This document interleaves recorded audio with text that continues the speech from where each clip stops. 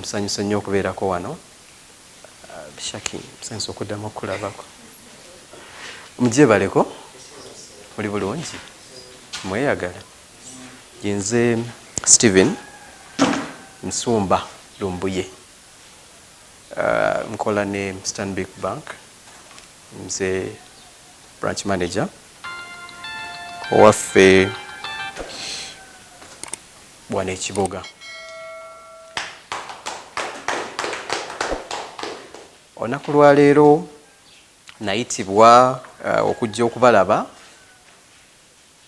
Okusooka kantwala omukisa guno okubeebaza nti mwebale kuvaayo ne mulowooza ku kintu ky'okwagala okutambuliza wamu obulamu.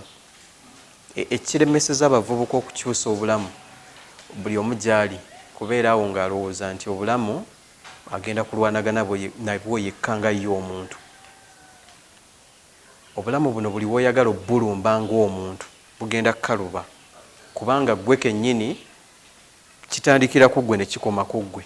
Buli omu mu bulamu alina ennaku ez'ekijjukizo. Kati nno Focus TV yange bazze okufuula ennaku zo ez'ebyafaayo. Bakwata vidiyo n'okkuba ebifaananyi ku mikolo, gamba ng'okwanjula, embaga, graduations, okukyala, olina birthday, baby shower oba just oyagala ka photoshoot. Bano nno tebakoma okwo. Aba Focus Group yange bakuguka mu kutimba, bakola keeki wamu ne juice omuwoomu, nga kuno bagattako okuwandika ku ngoye sako n'ebirala bingi. Bano basange ku kitebe kyabwe ekikulu awo ku Focus House mu Tuba ne ku ofiisi zaabwe empya awo Ekiboga mu Town Council kulidda mu Kiganzi. Ate Kampala ku Jesco Plaza. Ebisingawo bakubire ku simu zaabwe 0757 133 162 oba 0789 020 806. Gwali ku Facebook ne Instagram kebera Focus Group yange, ate ku YouTube beba Focus TV yange. Buli omu gy'ali kubeera awo ng'alowooza nti obulamu agenda kulwanagana nabwo yekka nga ye omuntu. Obulamu buno buli bw'oyagala obbulumba ng'omuntu bugenda kukaluba, kubanga ggwe kennyini kitandikira ku ggwe ne kikoma ku ggwe. Naye bwe mubulumba nga community oba nga group, nga bw'owulidde omukulu bw'agambye nti buli muntu ky'alina akikyalinga ne banne ne musobola okutambuza obulamu. Kati mu banka gye tuva tulina kye tuyita financial literacy. Eno enkola gye tusanga abantu nga mmwe, abavubuka nga mmwe, ne tubabuulira ku bintu ebikwatagana ku ssente. Gye tusoma tutwala obudde bungi, myaka 17 ku 2, naye nga bye tusoma bituyamba kuyita bibuuzo. Tutwala obudde butini okuddaawo ne twogeramu ku bintu ebisobola okukyusa obulamu bwaffe n'okutambuza obulamu bwaffe mu ngeri ey'okukwata ekintu ne tukizza mu nsawo. Kati bigendererwa byange ki ebindeese wano? Okusookera ddala ndowooza we munaaviira wano mujja kuba musobola okulowooza mu ngeri ey'enjawulo ku ssente zammwe ze mufuna ng'abantu, mu Luzungu kye bayita thinking holistically about your money. Then number 2, mujja kuba mufunye kye bayita personal finance management, engeri gy'okwatamu ssente zo n'engeri gy'ozikola gy'ozisaasaanyaamu. Ate era abamu ku mmwe mwewola, nsubire munaaviirira wano mujja kuba mutegedde ddi omuntu lw'oyeewola n'eddi lw'atalina kwewola, ne bw'oba olina amabanja ago osobola gakola gakwata otya okusobola okuva mu bulamu obubanjibwa. Bwe tunaaviira wano nja kuba nga ndowooza nti ku mmwe muyize engeri gy'osobola okulowoozamu ki ky'ogenda okuteekamu ssente zo, Katonda baziteekamu n'eddi lw'oziteekayo. Naye olw'obudde sijja kugenda nnyo mu biwanvu, njagala okutandika nga mbagamba nti ngenda kukozesa ekigambo wealth mu conversation yaffe eno, ne buli wenkyogera oba ekigambo rich sagala munkwate bubi. Bwe tuba tusomesa abantu abakulu, mu bantu abakulu ekintu ekyokuddibwamu kisobola okuba ekituufu oba ekifu ku budde bwonna. Kyebava babayita abantu abakulu, era mu kubaganya ebirowoozo ku ekyo kye mulowooza nti kituufu ne musalawo nti tugende n'ekyo oba ekyo tukole tukireke. Kati bwe mba nga nnyonnyola kye bayita wealth oba obugagga, mbeera ntegeeza obusobozi bwoggwe ng'omuntu okusobola okubeerawo mu bulamu bwo ng'omuntu ne bw'obeera ng'ofiiriddwa omulimu gw'okola kati oba ekintu ky'oggyamu ssente emyezi 6 nga tolina muntu gw'osumbuye. Your ability to continue with your life even after you've lost your job 6 months. Tukitegedde ekyo muze kyempita obugagga era ffe mu banka kitulowooza nti omuntu yenna atandika obulamu olina okuba ng'ozimba obusobozi obusobola okukubeezaawo at least okumala emyezi 6 singa ekintu ky'oggyamu ssente kiba nga kikoze ki nga kiweddewo olwaleero. Kati mu lugendo luno nga bwe ngenda obbannyonnyola nsaba mutegeere nti obugagga si bwe bizimbe ebinene. Eryo ddala lya bugagga ddala. Bw'omala okutuukiriza obugagga buno obw'obusobozi nti olya weebaka abaana bo basoma then otandika ku kkubo eri kutwala ku bugagga obuddako. So obugagga tebabupapira obuva mpola mpola nti bw'oba tolina woosula osooka n'onoonya wookola ki woosula. Bw'omala okukola woosula n'olyoka olaba biki besina mu nnyumba n'olyoka otambuza okweyongerayo mpaka wootuuka ku bizimbe. Ndowooza ekyo tukitegedde bulungi. So buli we nnaaba njogera ekigambo obugagga mba sitegeeza obugagga obw'ebizimbe oba obugagga obw'okubeera omugagga ennyo, wabula obusobozi bw'okubeerawo ng'omuntu okulya okunywa n'okukola ki n'okutambuza obulamu. Kati nsaba tukkaanye ku bintu bino wammanga. Mu bulamu obw'okunoonya ssente mulimu ebika by'abantu bino bana. Bantu bana. Omuntu asooka yoyo omuntu omweraliikirivu nga bw'oba olina oba tolina obeera muki mweraliikirivu. Bw'obeera olina ate bwe nazimalawo ngenda kubeerawo ntya. Bw'obeera tolina ate zigenda kuvaawa nsobole okutambuza obulamu. Kati ekika kya muntu omu.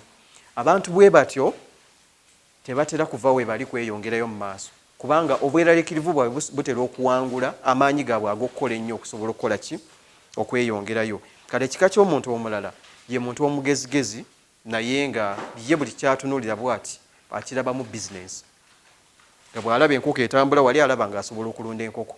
Bw'ayita ku mudaala gwa capati alaba ng'agukola ki ng'asobola okugukola. Abantu abo tebatera kuba na nsonyi ku kika kya mulimu ki kyakola. Ye kyatunuulira kimu kyekiva mu ekyo kyenkola. Abo be tuyita ba entrepreneurs mu luzungu, ba entrepreneurs mu oluzungu oluganda. Omuntu oyo ye buli kyalaba kiraba mu ki ssente. Waliwo ekika ky'abantu abalala nga bo buli waafuna oba mitwalo 10 oba 5 oba 2 oba 4 zimala kuggwawo n'alyoka addayo okukola. Abo abantu be tuyita ba big spender. Ye bwe zigwa mu nsawo bwe ziti papa amala kuddayo zimala kuggwawo n'alyoka agamba okay kati kanzireyo nkole ki. Abo be bagamba okuzaalibwa kumu n'okufa ku ki kumu lya ssente zo. Lutalo bye yayimbira kali akayimba iti zote era buli we kavuga batyamuka nnyo n'atumya eccupa eki endala. Kati waliwo ekika ky'omuntu omulala bano be bayita abagezigezi. Ekika ekyo abantu abo asobola okubeera omugezi omulungi oba omugezi omubbi. Omugezi omulungi abeera atya? Ategeera nti ggwe olina ssente z'otereka kubanga olina ekigendererwa ky'oyagala otuukiriza. Najja n'akwewolako mukwano gwo kyaliwo neyeewola ssente ezo n'azitwala baba balungi. Bw'azitwala n'akolamu ebintu ebisolovinga ebizibu bye ng'omuntu oba n'ateeka mu bizinensi oba n'agula ebyokulya by'abaana be n'asasula fees n'akomezaawo ssente ze zimu ze yakwewolako oluvannyuma lw'emyezi 1 oba 2. Gwe olw'okuba ekigendererwa kyo kyakutereka kubaako kyoluubirirwa omuntu ntulina adde amagoba g'omuggyako. Kati ekimufuula omugezigezi nti asobola okukwata gwe omusirusiru n'akuggyako ezizo n'agenda asolovinga ebizibu bye n'adda n'atambuza obuki obulamu. Babeera balungi mu kusasula era basasula mu budde kubanga bamanyi nti oyo bw'omusasula ajja kwongera ssente endala ezitaliiko magoba mangi okusinga okugenda wa manerenda. Kati omugezigezi afuuka omubbi bebo bosanga bakubira abantu amasimu nti owangudde ssente bwe ziti tufe tukuba kuva mu Airtel jangu ozikole ki ozifune. Kati oyo ye mugezigezi omuki omubbi. Byebika by'abantu bina. Nkugambye omutiitiizi omusigansimbi gw'oyita entrepreneur, big spender ne bana abagezigezi. N'enkunyonnyola omugezigezi akola atya abeera atya. Kati tuli bantu bakulu gwosobola okulondawo ogwawa dibwamu nerowooza kwabo abantu benkumenyedde wawokola ki wogwa. Buli kika kya muntu wooli kiditamininga obulamu bwo kye bugenda okubeera. Bw'obeera ng'oli muntu atiitira buli kyolaba okiraba mu kutya, bw'ogenda kubeera mu kutya obulamu bwo bwonna. Bw'obeera nga ye gwono alaba opportunity ey'okusiga buli wantu, abantu abo Mukama atera obbaviirayo n'abaako kyakola nekikola ki nekikwatayo. Bw'obeera nga ye gwe big spender, olina okukakasa nti okola nnyo okulaba buli kadde oba n'ezookola ki n'ezo spending ku ssente osobola okutambuza obulamu. Kambawo ekyokulabirako. Twali mu COVID-1 emabegako ne wabaawo emirimu egyaggalibwa omukulembeze w'eggwanga. Abantu abaali bakola omulimu ogwo ng'omulimu gumu bwe gutambulirako obulamu bwabwe, obulamu bwali buzibu nnyo gye bali, bwali buzibu nnyo. Naye abantu abalinayo omulimu omulala gwe baali bakola nga guvaamu akantu, Mukama yabakwatirako ne batambuza omulimu ogwo ne basobola okugenda mu maaso. Kakino kyenziza obbakuutira nti bw'obeera olina edduuka, funayo ekyalaani ky'oteeka ewaka. Tugeze omukyala bw'aba abeera waka nga gwe abeera ku dduuka, leka ewaka wabeereyo ekyalaani omukyala kyasobola okukola ki okutungisa. Bw'obeera olina edduuka, mu maaso g'edduuka oteekawo omudaala gwa capati. Abantu abamu mulina amalala, nze n'ebitiibwa byange bandaba batya nga nina omudaala gwa capati. Ne bw'obeera ogula capati ogula weekweka naye nga oziguza sente zizo. Sente yonna bw'ogifuna bw'ejja mu nsawo yo tebaako kifaananyi kyawa gye zaavudde. Teriyo sente gy'oleeta mu banka ng'eriko ekifaananyi kya capati okundaga nti nze zaavuddewa mu capati. Teri. Era ne bwe tugenda nga tugenza okwewaamu, buli muntu ojjayo sente eza Uganda, teri akubuuza wa gye zaakoze ki kasita oba nga tewakoze ki tewabbye. Kati mbakubiriza buli muntu wali wano, nkusaba obwongo bwo buchallenging okusukka ku kyolowooza, onoonyeyo akalimu akalala, naddala obulimu bwe munyoomanyoma obwo bulimu ssente mpitirivu. Kubanga omulimu bwe guba gusobola okukuwa emitwalo 2 olunaku, ogwo si gwe mulimu gwe bazanyisa. Ogwo mulimu gwa bbeeyi, gwetaaga obudde, gwetaaga capital. Ate capital buli mulimu obwo butwala mutono. Okuteekawo omudaala gwa capati oyinza obuteetaaga mitwalo 4. Okugula ekyalaani oyinza obuteetaaga mitwalo 5 kyalaani. Naye ekirungi ky'okugula ekintu ng'ekyalaani ewaka, bw'obeera mufumbo mukyalawo ng'alina abaana, ekyalaani ekyo abaana bonna bakula bakimanyi. Kati olaba bw'otadde practical skill ewaka, abaana ne bakula nga bamanyi ekyalaani. Kati ne bw'amala okusoma ensi n'ekaluba, si omuntu gw'ogenda osanga ku kkubo ng'anoonya emirimu. Ajja kutuula akomyewo obwongo bwe yayiga ewaka obw'okutunga ekyalaani, agenda atunga ekyalaani. Obuzibu bwe tulina naddala abavubuka okunyoma emirimu egyo gye tulowooza mbu giina bannyiniyo abalina ogikola. Bwe twali tukula okukuba ebifaananyi guno omulimu gwe mukola guno gwali mulimu gw'abantu abalemeddwa obulamu. Era kameramaani nga babeerawo n'obugaali n'ebisaatisaati n'ebibbaaga nga mumuyita ku mukono ne baleeta obuvubuka bwambadde bujiini, obumu buliko ne wana ebiba, nga mulimu gw'abo abantu abo. Bwe twogerera kati omulimu gw'okukwata ebifaananyi, mulimu oguli professional nti abantu bagufunamu ne degree. Omuntu n'agenda ebweru ng'agenze kusoma kukwata bifaananyi. Era bw'osanga abantu abali professional mu kukola omulimu guno, n'ennyambala yokka n'engeri gye boogeramu n'abantu ekulaga nti omulimu gukoze ki gwakyuka. Okuvuga booda okwo kwolaba, abaana abo be mulaba basinga bavuga booda balina degree, n'olwokuba gwe mulimu oguliwo oguvaamu ssente, ate bw'azifuna tekubaako kifaananyi kya booda na kasitoma gwakoze ki. Bw'ansanga kwatikoni nga nywa bbiya naye atumya bbiya ne tutuula wamu, teri agenda kwawula mu budde obwo nti ono manager oli wa booda. Era ono omwana aweereza kwatikoni agamba nti ono kasitoma n'ono ani, teri agenda kukulembeza title, bakulembeza ki ssente. Era bw'atuuka okubanja teri asooka kugamba manager ezo za green, gwe wa booda ezo za bbulu. Atunuulira ki ssente. Bw'akugamba 50,000 zonna ziba zikola ki 50,000. So okusooka emirimu gye njagala tukole gye emirimu egijja mu ngeri gye tufunamu. Mulekerawo ofuna ebirooto ne mwagala ebirooto mubikole mu lunaku lumu ng'abavubuka. Kirungi nnyo okuloota, era bw'obeera ebirooto byo tebinatuuka kukukanga waliwo obuzibu. Nga tozuukuka kiro omutima ne gukkuba olw'okuba olina ebirooto ebinene, ddayo oloote bupya. Njagala otuuke ekiro ozuukuke obenga omusezi gw'abadde agoba mu kirooto ng'omutima gukkuba naye nga ki ekikuzuukusiza nti tonnaba kuzimba buluumu bubiri bw'oyagala okukola ki okuzimba. Kati ebirooto ebyo birungi nnyo nnyo, naye omuntu agenda okuloota akulaakulane atandika n'ebirooto ebiri mu levo ye. Weetunuulire nti nfuna $50 omwezi ye, kiki ensobola okuterekako? Tolina nsonga ekujja wammwe waka ng'okyafuna $50 ogenda kupangisa nnyumba. Sooka obeereko ewaka oyize ku $50 egyo. Lya ku mmere y'ewaka, genda obalimireko, $5 gy'ofuna gikuyambe okubaako ky'ozimba bwe kirituuka okuvaamu amagoba. Ekyo ky'okola kijja kukuyamba okupangisa ki ennyumba. So obulooto obutinitini obwo nti olina $20, tandika omudaala gwa capati gw'osobola. Ebyensonyi mubiveeko bannaye, muve ku bintu eby'okuswala.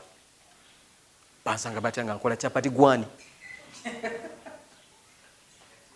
Ate bwe tumala ozikola ng'ojja otusabiriza ffe abatunda capati, mpolaayo $1. Nedda, genda okole ki capati, ffe tusabe ggwe.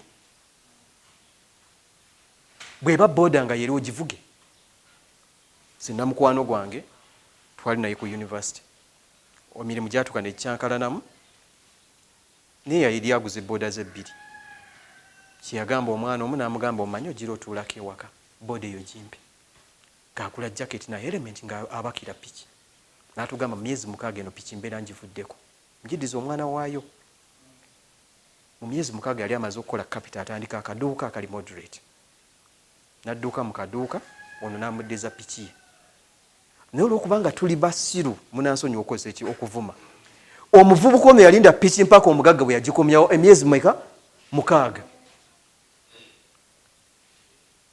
Tunyumirwa nnyo okwagala okukolera abalala okusinga okukola ebitono ebyo bisobola okukyusa obulamu bwaffe. Kati nno mbasaba bikwana abavubuka abali wano nti bwe bubanga obusobozi obukusobozesa kulunda nkoko 2, enkoko 2 enkya zijja kumaamira ezaala obwana 6 zifuuke enkoko 8.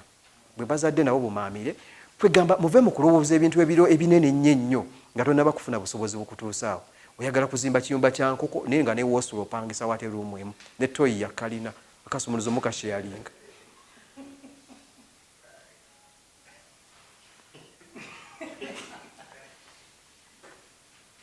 Kule enkoko 2 empanga n'emkyala zizaale, beera mugumiikiriza. Obugagga tebabupapira, okukyusa obulamu tebakupapira. Era kwogezaako n'oyagala opapa ogenda fuukamu bbi oba ogenda kuzannya zaala ng'olowooza obugagga gye bugenda okuva amangu. Kola nga bw'otereka akatini kojjamu katereke n'ekiruubirirwa eky'okkaddamu okkasiga. Akatini ako koolaba ke kavaamu ekinene. Mulaba abakyala bakola mu butale. Abakyala abo basomesa abaana baabwe mu masomero amalungi. Bazimba ennyumba z'abapangisa. Bamaliriza bali bulungi. Ebiseera ebisinga bamaama abo oluusi tebaba na basajja kuba babaddukako. Naye bategeera mbu ssente tetegeeza $10,000. Ssente z'ennusu 2 zaakola. Bw'akuŋŋaanya 2 gufuuka $1,000. Omwezi bwe guggwako $1,000 nga gifuuse $5,000. Eryasuubula ebbokisi emu y'ennyaanya ng'ayongerako ey'okubiri. Omudaala nga gukula, bakola omudaala ogwo obulamu bwabwe bwonna, gwe mulimu gwe babeera bakola. Naye ng'abaana basoma, bazimbye amaka. Ssente tetegeeza bukadde 10, bukadde 20 kubufuna mulundi gumu. Ssente etegeeza discipline, the way you handle money z'obeera ofunye. Waliwo omusajja omu gwe njagala ennyo mu bulamu bwange, bamuyita Charles James Senkubuge. Senkubuge yali ku TV emu nga baprofiling obulamu bwe. N'agamba bwe baali baakamala okusoma ne bayingira mu comedy mu katemba. Bafunanga ssente nnyingi, baba bookings babawadde ssente ku stage. Naye bo mu bulamu bwabwe basigala emitima gikyabanja nga baagala ssente nnyingi tebaategeera mbu ssente abantu ze banoonya ze zino ze babafuwa emitwalo 215 era ssente ezo baazoonoonanga mu kifo ky'obaako ebyamakulu bye bazikola ki bye bazikolamu agenda okukitegeera oluvannyuma mu kubabooziga tagifuuka 10 era n'agamba singa yakitegeera ng'obudde bukyali obulamu bwe tebwandibadde kye buli kati kwe kubakubiriza ekintu ekyo nkiruddeko nnyo nga mbasaba ne bannammwe mubagambe teriyo nsonga lwaki osiiba ku kyaki osiiba mu ludo nga waliwo emirimu emitono gy'osobola okutandika n'obusente obutini bw'olina genda obiteekemu genda oteekemu otandika okukola ebyo bye bigenda okukutwala ku kye bayita eddembe mu byenfuna abazungu kye bayita financial freedom. Financial freedom osobola okidefininga nga bw'oyagala kuba twagambye abantu abakulu babeera ne definition zaabwe neggwe kakasa ng'otegeera kimu obusobozi bw'okuyimirizaawo nga tolina muntu gw'ofuukidde ekizibu ekyo kyempita financial freedom. Sikugambye nti ng'ovuga emmotoka, sikugambye ng'osulawo, sikugambye ng'olina eka 10, nkugambye obusobozi bw'okubeera mu bulamu bwo nga tolina muntu gw'ofuukidde ekizibu. Nze wange kyengenda oyita financial freedom ku level yaffe kwe tuli. Naye bw'omala okwachivinga freedom eyo ey'okubeerawo kati olina okukola ennyo ate ogende ku next line oba next stage of being a wealthy person or rich. Kati awo otandika okutunuulira which type of stuff do I need to belong to that particular category. So bulamu bwagenda mpola si bwakola ki si bwakupapa. Yadde mbabuulidde bye mbagambye. Tokeera ku makya n'ogenda odumira business kuba nabadde wano ne mbagamba nti genda otandika okutunda ki chapati oba gula ekyalaani nga tonnaba kubaako kintu kyokola kyonna mu bulamu bwo. Sooka okole bino. Ekisooka twala obudde okuyiga ekintu ekyo, twala obudde okiyiga. Bw'oba oyagala kukola dduuka okusooka twagambye todduma na dduuka ki ddene, jangu ku kadduuka akajja mu ki mu nfunayo. Ne bw'otandika edduuka nga litunda item emu naye ng'etambula eggwemu ogenda osuubula endala eggwemu otugoba twokoze ku biri bye bikwongerako. Bw'olituuka ng'ogaziye mu nfuna olituuma ebintu mu ki mu dduuka. Ensobi gye tukola era namwe mugiraba ku maduuka agatuliraanye osanga omuntu nga yagula ebintu naye nga bimala emyaka 2 mu dduuka okutundibwa. Ekyo mu economics tukiyita dead stock. Dead stock oyo ekisooka one okumugyamu mu business olina okureducinga value ye, kitegeeza agenda kulya mu capital wo. Naye osanga omuntu omungera azzeeyo okusuubula ebintu byebimu ebiri dead already mu business ye. Kwata particular product etambula giteeke mu dduuka ejjule. Tofaayo bantu kye bagenda kwogera. Alina akaduuka kali mu chapati zokka ya. It's okay. It's okay. Kali mu chapati zokka ya. It's okay. Tewalikolera bantu. Bwalikolerani? Genda osome ku business gy'oyagala okukola. Twala obudde. Laba abantu abagikola bafuule mikwano gyo. Bwe kuba kola chapati toduma kubanga chapati za bulijjo osobola ogikola. Genda otegeere omudaala oguli average kubanga waliyo abantu nganzi atajja kumala gagula buli wamu. Ne Shakiron tajja basanga omwana wa nnyasha ali eri aki bisowaani biddugala gutebo guddugala gwe kennyini olina gutawulo bitawulo ebyo bakozesa chapati sibitegeera. Aba agenda okukukolera Rolex n'asooka akiisa ku flying pan bwa kale onsubira okujja. So take time ogenda oyige. Yiga material gwetaaga, yiga baani ba distributable abakuwa material gwogula bamugula ku sente mmeka, waliwo abasobola okuwa ku bbanja n'okola n'obasasula oluvannyuma. Okitegedde? Oyige nti buli chapati nsobola kukolako magoba gaki genkanawa. Ogenda mu kintu ng'otutta obudde okikola ki okitegeera. Kati bw'omala okimanya nkwegayiridde sooka okyagale. Gwa mulaavu nakyo ekintu ekyo kyoyagala okukola. Kambo ekyokulabya okulabirako byange biri fanene saagala museke nnyo.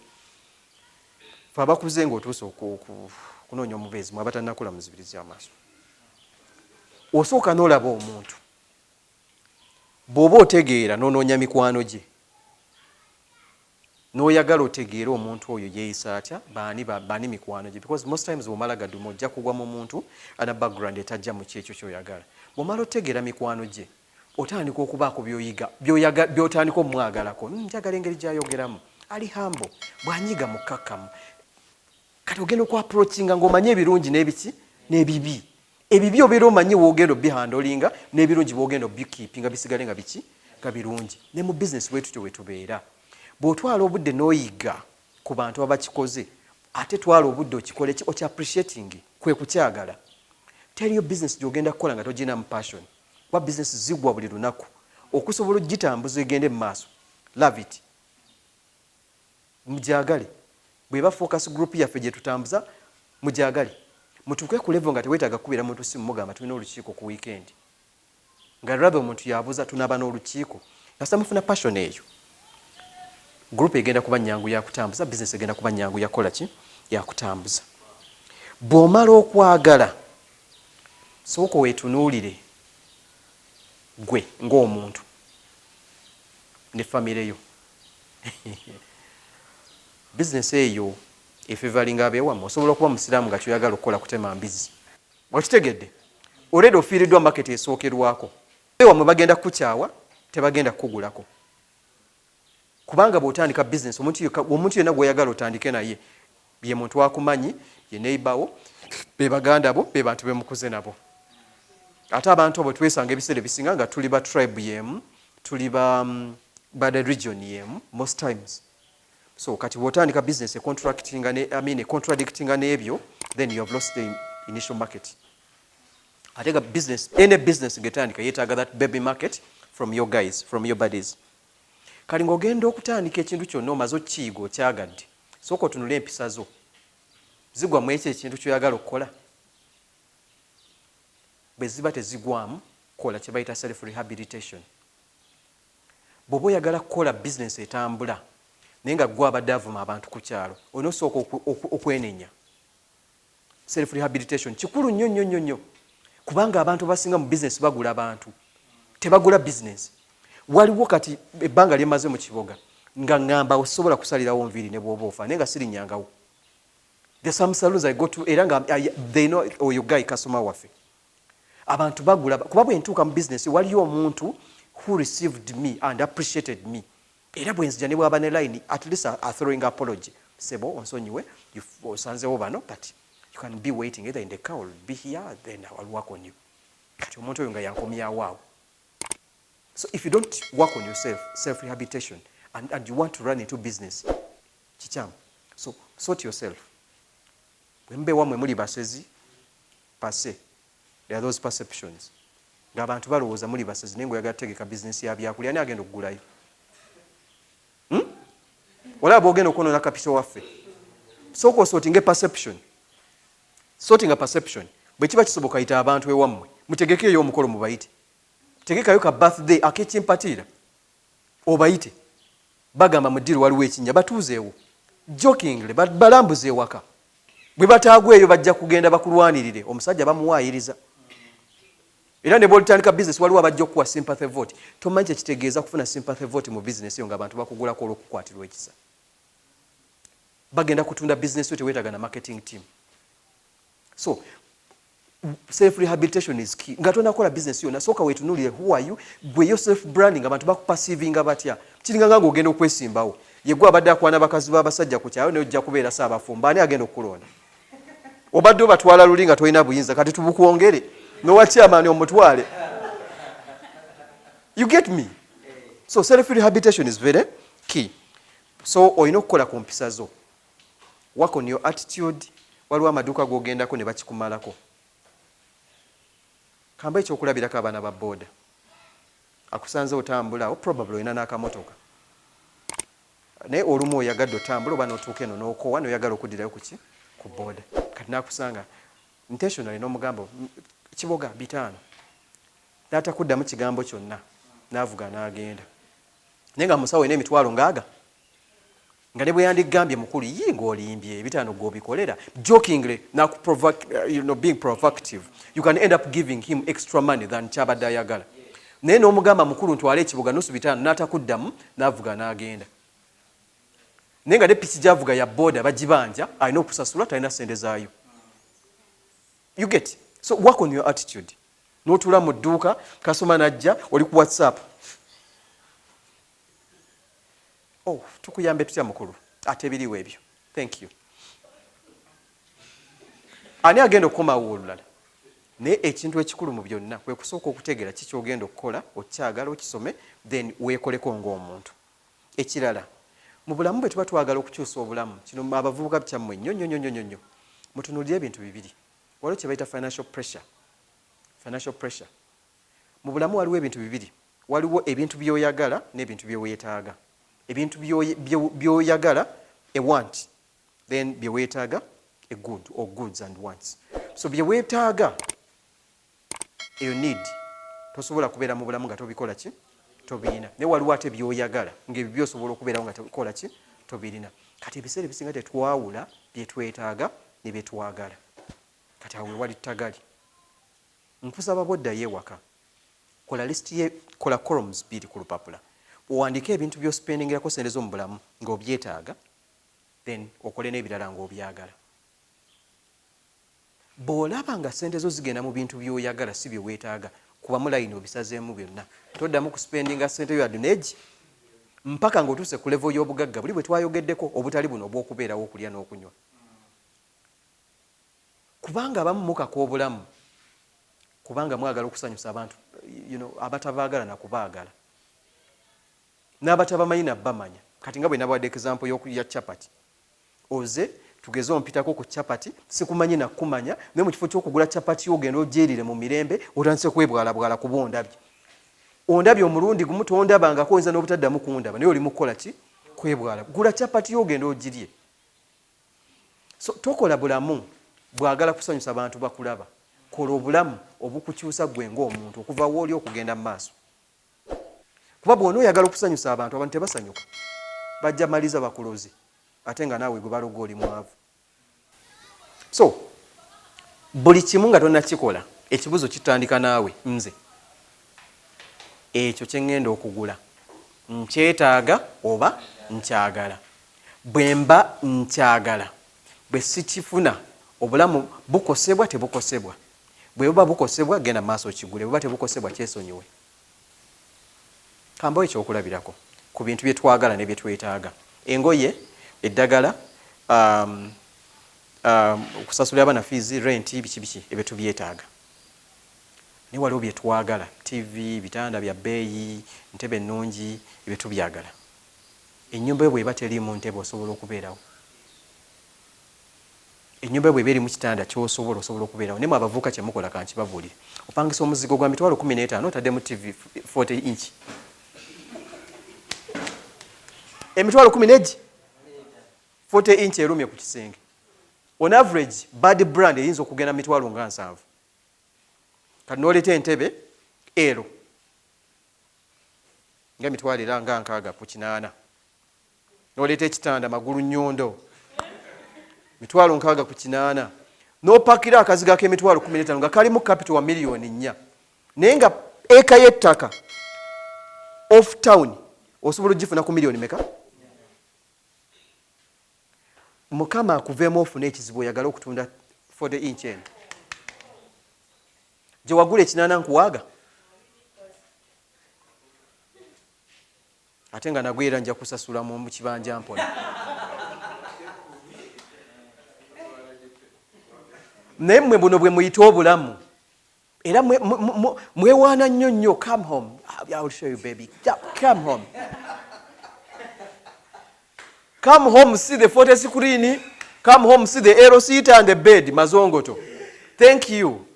Enjala lweri kuluma ekyo n'osula mu mazongoto omwo ne photo screen nga twena za mmere olitegeera nti you made a wrong decision. Ojja tuuka n'okukwata amacupa ogende ku dduuka obagambe naguze wano soda naye ng'olimba nendekawo balance. Naye ng'olese TV flat screen, olese entebe ez'ebbeeyi, so kyengezako bagamba muleke kukakabulamu nga mukyali bavubuka bato. Ebintu ebyo bijja ku happen nga bijja kujja, eventually they will happen, they will come. Tusooke tukole buno nga tukyalina amaanyi tuleme okwagala okusanyusa abantu. Put yourself off the pressure. I'm that guy atali bothered by life. If I don't have your budget, I don't have your budget. Simple. This phone, a few weeks back, my daughter yali mulwadde tugenze mu ddwaliro kati agisambye egudde eri atisi. So madam was like, esimu ejja kuswaza manager. Manager takwata simu yatuse screen. Emutunuulira 2 times and I was like, okay, thank you. I'll buy a new one. But mu mutwe gwange nali nkimanyi, I don't have a budget for that phone. I have the money on the account, but not for the phone. So when I get the budget for the phone, I will go for it. Kati awo manyi abamu genda gamba oyo simawu. Simawu. Thank you. Be a smile to people when internally you are comfortable. Kubanga kati awo amangu nze I can get loans from everybody. Niwe nkuba bukubi wano simu ne ngamba omukulu mpereza milioni 2 they can give me. I will end up taking a stupid loan for the sake of buying a new phone. I'll speak about that. So forget about ebintu ebikuteeka ku pressure kubanga obyagala nenga tobyetaaga. Bwe kiba kitanda gula ekitanda eky'emitwalo 15 sula ng'omwana w'essomero ku ddeeka nenga olina ettaka okuli muwogo ennyamiringa kubanga omulimu gwokka gw'okola bwe guggwaawo ng'osula ku ddeekayo ng'oli mu rumu ey'emitwalo 6 tojja kubonaabona na mmere ojja kgenda ku ttaka ly'ennyamiringa oggyeyo emmere ojje olye nga bw'oyiye ekiddako. Ono sofa, screen, bed omulimu ne guggwaawo ajja kutunuulira ebintu ebyo nenga n'ekyokulya takola ki takirina. Tuteeke ssente mu bintu ebirimu amagezi si bino ebyekisiru ebyokwagala okweraga. Ekintu ky'okweraga bavubuka mu kyo mukiteeke ebbali mukiveeko. Eswaga linnyuma nnyo naye lirina bannyini lyo. Omwavu takola swaga. Omwavu takola ki swaga. So nkusaba boddeeka olwaleero kuba lisiti y'ebintu ebyo otunuulire bye weetaaga n'ebyo by'oyagala. Kati ekyo kigenda kuyamba nti bw'onookola by'obadde ospendingirako sooka obyawule kati omale okole empya eriko bye weetaaga ne by'oyagala by'otannaba kutuukiriza. Kijja kukuyamba okutereka okole ennyo otuukirize obulamu bw'oyagala okukola ki okubeera. Obulamu bwe twagala si bwa kaakati bwa kukolerera kukola. Abavubuka mulina habiti y'okusuubira gavumenti egenda bba okusabiriza abantu ebintu ebyo mubiveeko. Mulina focus yange as a group kyetulowooza nti kirungi nnyo nti bwe mutambuza ekintu kyammwe kino kyokka mwe kennyini mufuuka capital gye muli.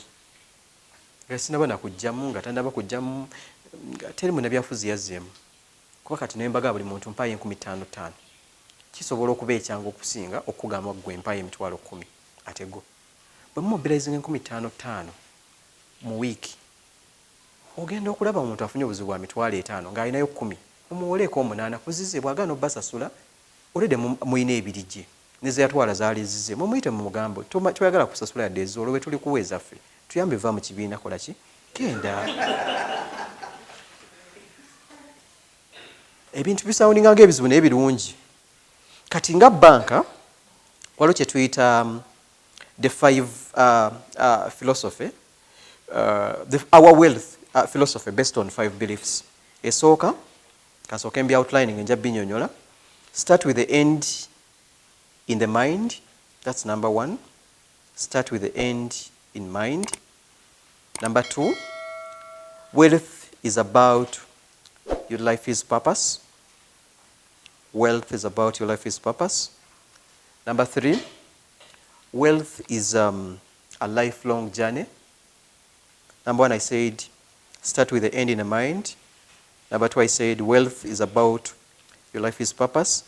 Number 3, I said, wealth is a lifelong journey. Number 4, risk is relative.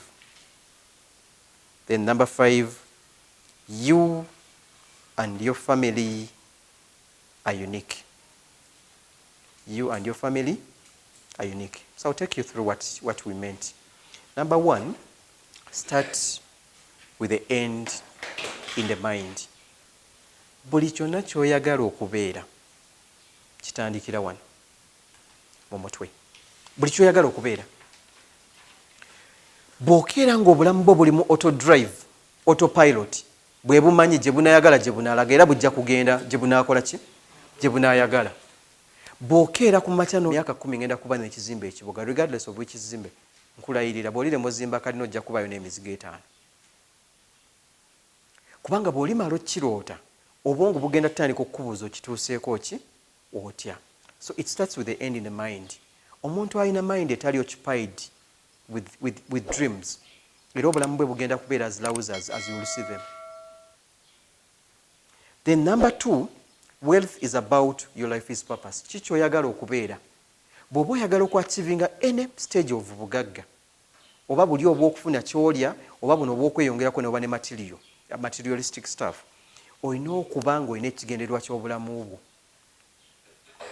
Mulekerawo okubeera mu groups ezitalina makulu. N'osanga omuvubuka ali mu group bazanya ludo. I've been here for almost 2 years. Actually, I'm 2 years now. Ne abamu kumwe mulabika munda bamulundi gusooka. Right? It's because nze sigendera mu group pressure. Nti waliwo group wait we go and jump in. Never. Ate nga ndi common. Ewali ebyamakulu kati nga wano temunfunye. Ewali okwogera ebyamakulu you'll get me. Ne okuddaawo ne tukayana kati luli nalaba abavubuka ku TikTok bali mu kwekuba bikonde. Alien skin ne palasa ne asinga abawagizi. Can you imagine? Engumi n'enyooka. Kati bibyo ebintu byetumalira obudde. Nosanga omuvubuka ali mu kwekuba ngumi nti Man U ne Manchester City bagenda kuzannya omupiira. Really ani akumanyi mu Manchester City? Ne bakukuba eccupa. Nze mpagira Manchester United. I'm a diehard. Naye tosobola kumusanga yadda wantu nawa nga ni mukayana n'omuntu about Manchester United. Never. Ebyo bituyamba kukakkanya bwongo nga tumaze okulowooza ku bulamu bwaffe. Nina akantu ke nabadde nsoma n'akansanyusiza nnyo. Ham. Actually, omusajja bamuyita Kyamagero asoma amawulire ku NTV. Yakapostize ku Twitter. Yagambye nti bwe mumala okuyomba ku bino ebya Ham okuba omanyi Ham abadde n'omusango mu Diamond Trust Bank. Nga kati omusajja oyo n'awandiika n'agamba bwe mumala okukaayana ku bya Ham ne Diamond Trust Bank, muddeyo ku byalo byammwe mubuulirize ku ssente z'emyoga ne za parish model kuba ebyo bye bibakwatako. Nakaagadde nnyo. Nga tonna bagenda kuyomba na Man U genda naawe onoonye ssente za parish model kuba ze zigenda okukola ki? N'osanga omuntu Hamu mutuufu, Diamond Trust Bank yentuufu, Hamu ne mumalawo ebisaawa 2 ku bintu ebitalina makulu. Wealth is about your life's purpose. Beerawo ng'omanye nti nze emyaka 5 bwe ndiba siri wange nja mmanye ensi eganye. Otandika okicapa. Then number 3 tuwagambye wealth is a lifelong journey. Mikwano gyange tokeera enkya ne weerimba nti leero osuze oli mwavu enkya ogenda kukeera ng'oli mugagga. Okuggyako ng'oli mubbi oba ng'oli muzanyi waki wazaala oba ng'ogenda kusikira ebyobugagga bya kitaawo. Emirundi 3 gy'oyinza okukeera ku makya ng'oli muki mugagga. Kati tunulamu bw'oba tozannya zaala oba nga tebannaba kukuba mirundi gimala kukooya, bw'oba toli mubbi, bw'oba ewammwe tolabe bya bugagga by'ogenda kusikira, ensonga eri egi egenda okuyamba otuuke ku bugagga. Egi ate ffenna tugimanyi kukola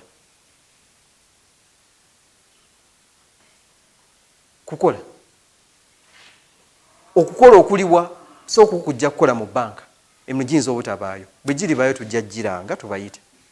Bwe gitalibaayo genda okola omudaala gwo ogwa capati okole ki? Okole.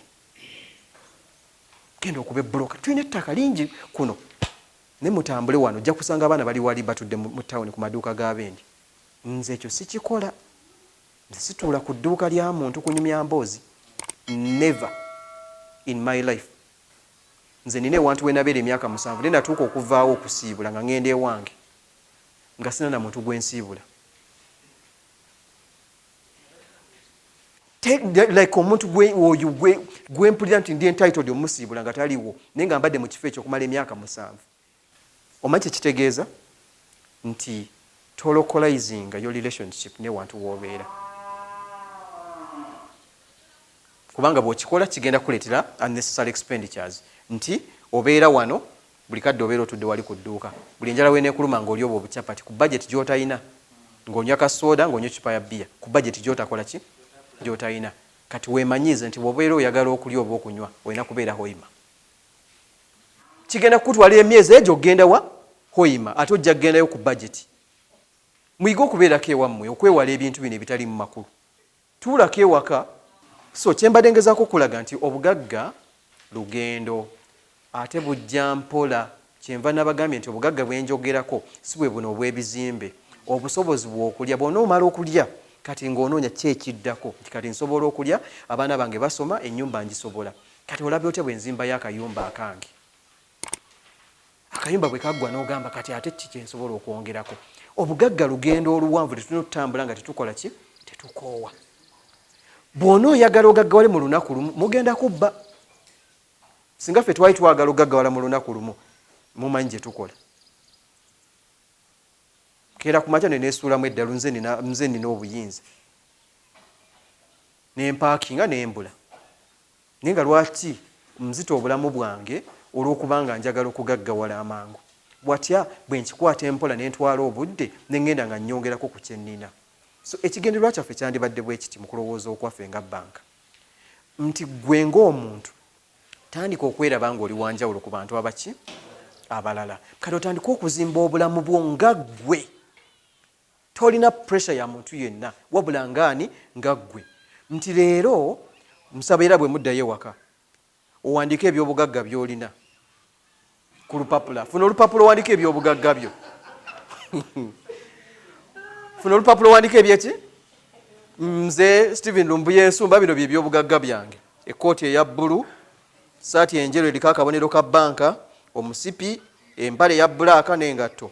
Bw'olaba ng'okoma awo otandika okwekuba empi gunsingidde ddala.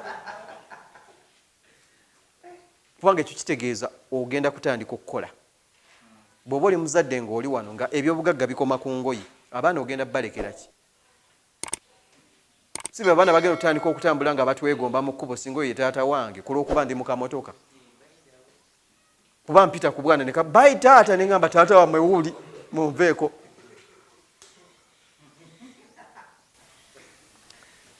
Okukola waliwo byensaagamu n'enkomawo. So bw'omala owandiika ebyobugagga byo kigenda kukuyamba nnyo. Kati bw'omala obiwandiika nti ebyo by'ebyobugagga byo teweekubya mutima. Kali ke njogedde okwekuba mbadde ensaaga. Kati wandiika kolomu endala. Bya bugagga ki by'oyagala nti gwe bw'obifuna obulamu bwo bubeera bukoze ki? Buteeredde. Kati bw'omala obiwandiika kubawo layini ogenda bituukako otya? Bino. Olaba otandise okwekyalenjinga mu bwongo otandika okukola. Kati ensonga ey'okuna nagambye risk is relative. Naye kambabuulire teri kintu ky'ogenda kukola nga tekiri mu kusoomoozebwa. Tekiriyo. So temutya kukola kintu kuba abantu bakugambye kirimu okukola ki? Okusoomooza. Manyi buli gy'onoolaga buli kintu ky'onooyagala okukola buli kimu kirina okusoomooza kwakyo. Naye bw'otwala obudde n'oyiga okusoomooza okwo otegeera engeri gy'okuvvuunuka. Bassebo ne bannyabo abantu abasobodde okubeera obulungi mu nsi muno be bantu abategedde okusoomoozebwa ku ebyo bye bakola ne balwana okusobola okuyita mu kusoomooza okwo. Kasita oyiga okuva mu kusoomoozebwa ogenda maliza ofuuse w'amaanyi. N'ekisembayo kye nagambye you and your family are unique. Ensi eno yonna ng'etuvuddemu nga twavuwadde nga tufunye obubenje ne tulemala tukyasobola kukola. Abantu bokka basobola okusigala nga bakyakuyita taata, ssebo, mwana omulungi babeera ba famire yo. Togezanga n'okola amalala ku bantu ba famire yo kubanga olina akasente k'ofunye. Bw'oba olina omusajja ng'olina omukyala gwe mukoze naye tomuleetangako amalala kubanga wakoze ki? Sente. Mutegeeragane. Abaana bo bwe baba gye bali baagale bazadde bo bw'oba olina engeri gy'osobola obbayambamu bayambeko. You have a budget for that particular money. Actually, the right thing to do buli mwaka wandibadde oba n'embalirira egenda okuyisa mu mwaka ogwo. Buli mwaka nga gutandika n'oba n'embalirira n'ebyagaanye omwaka ogwo nga bigenda ku budget y'omwaka ogukola ki? Bw'oguddako. Bye wakoze ng'obitiikinga ng'onoonyayo ebipya ebibiddira. Tokoowa bikuwe bubimanyi nti byagaanye oyiye engeri ki gy'ogenda okukola ki? Okubikola. So toddamu kutambuza bulamu bwo nga tolina budget. Bano bamaama bano bashakira bano bibatera okubeera too much ku ekyo. Omukyala agula n'ebintu by'atayagala. Oyinza osanga Shakira ono ng'alina peya ze engato nga 10 aga. Ezo zisente zitandika business. si zibeewozi ewa manerendo ba mu banka, ekyo temukikolanga. Ekirala ng'omuntu mwewala okumala geewola ku dduuka bakubanja, ku mobile money bakubanja, yaka kubanja, TV ekubanja, wa boda akubanja, maama wa kubanja, mikwano gigi kubanja, buli gwokola naye akubanja. Ya kusubscribinga ku Focus TV yange bingi